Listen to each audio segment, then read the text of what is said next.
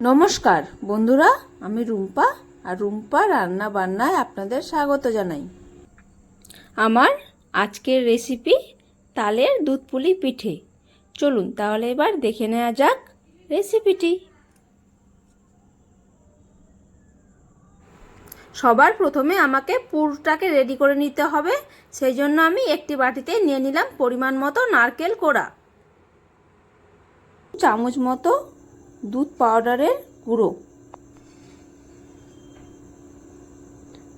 আর দিয়ে দেব পরিমাণ মতো চিনি। চিনিটা অবশ্যই আপনারা আপনাদের স্বাদ অনুযায়ী দেবেন। এখন আমি এগুলোকে খুব ভালো করে মিশিয়ে নেব। দেখুন আমার খুব ভালো করে মেশানো হয়ে গেছে। এখন আমি ওভেনে কড়াই বসিয়ে দিয়েছি। আমার কড়াই গরম হয়ে গেছে।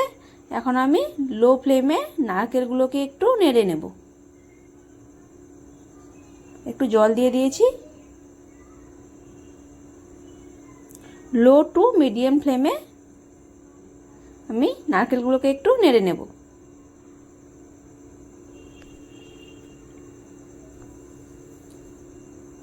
দেখুন জলটা শুকিয়ে গেছে। আমার নারকেলটা এভাবে একটু নেড়ে নেব। আমার নারকেলটা রেডি হয়ে গেছে, আঠা আঠা হয়ে গেছে। এখন আমি এর মধ্যে দিয়ে দেব 2 চামচ মতো তাল, দিয়ে আর একটু নাড়িয়ে নেব।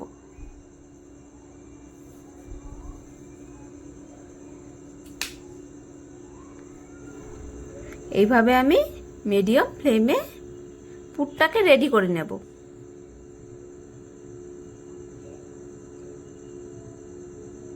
দেখুন আমার পুরটা রেডি হয়ে গেছে। এখন আমি পুরটাকে নামিয়ে নেব। আমি আবারও ওভেনে কড়াই বসিয়ে দিয়েছি। আমার কড়াই গরম হয়ে গেছে। এতে আমি দিয়ে দিলাম পরিমাণ মতো তাল। আমার যতটা তাল লাগবে ঠিক আমি ততটাই দিয়েছি। এখন আমি তালটাকে একটু গরম করে নেব, একটু ঘন করে নেব। আমার তালটা ঘন হয়ে গেছে। এখন আমি তালগুলোকে নামিয়ে নেব।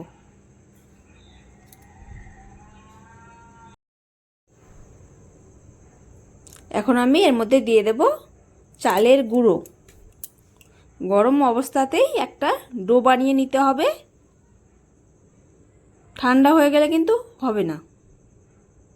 গরম অবস্থাতেই চালের গুঁড়ো দিয়ে দিয়ে আমি একটা ডো বানিয়ে নেব।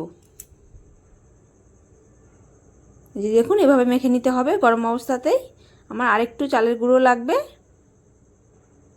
ঠিক যতটা পরিমাণ চালের গুঁড়ো লাগবে আমি চালের গুঁড়ো দিয়ে দিয়ে একটা ডো বানিয়ে নেব।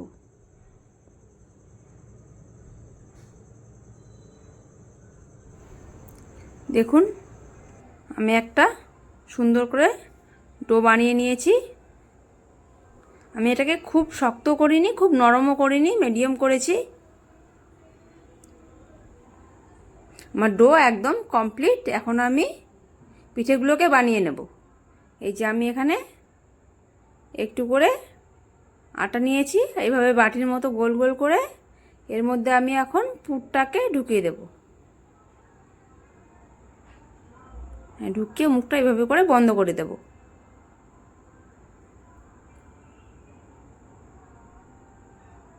এইভাবে একই রকম করে আমি সব কটাকে বানিয়ে নিয়েছি।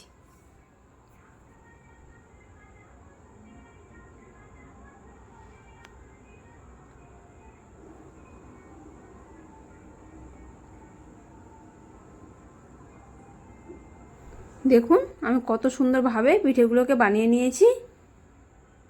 এখন আমি এদিকে ওভেনে পরিমাণ মতো দুধ বসিয়ে দিয়েছি। আমি দুধটাকে খুব ভালো করে জাল দিয়ে নেব।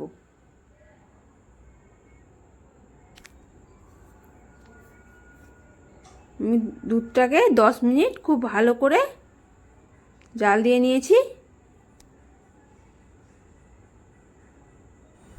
দুধের মধ্যে আমি তেজপাতা আর 2টো এলাচ দিয়ে দিয়েছি।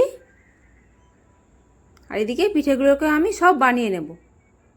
আমি সব পিঠেগুলোকে এভাবে বানিয়ে নিয়েছি।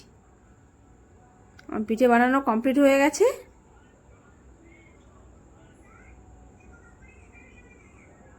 আমার এদিকে দুধটাও খুব ভালোভাবে ফুটে গেছে। এখন আমি পিঠেগুলোকে দুধের মধ্যে দিয়ে দেব।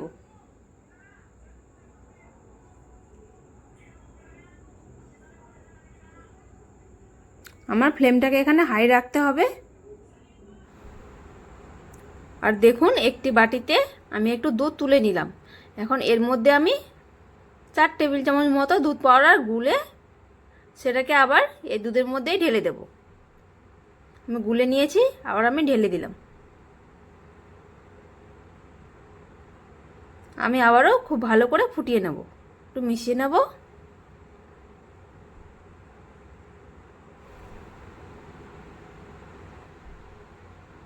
খুব ভালোভাবে ফুটে উঠেছে। এখন আমি একটু চাপা দিয়ে দেব।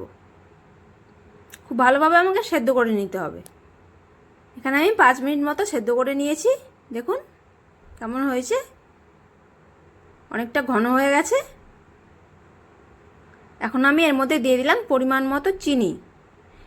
চিনিটা অবশ্যই আপনারা আপনাদের স্বাদ অনুযায়ী দেবেন। চিনিটা দেওয়ার পরে আরেকটু পাতলা হয়ে যায়, আমাকে আরেকটু ফুটিয়ে নিতে হবে। আমি হাই ফ্লেমে আবারও ফুটিয়ে নিয়েছি।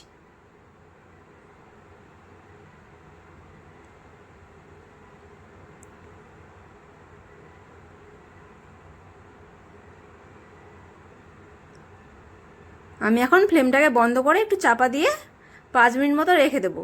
5 মিনিট পরে আমি সার্ভ করব। দেখুন আমার পিঠেটা কেমন হয়েছে।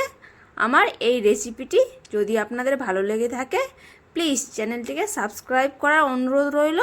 আর লাইক কমেন্ট শেয়ার অবশ্যই করে দেবেন। আজ এই পর্যন্তই, আবার দেখা হবে অন্য কোনো রেসিপি নিয়ে। সকলেই ভালো থাকবেন। ভিডিওটি দেখার জন্য ধন্যবাদ।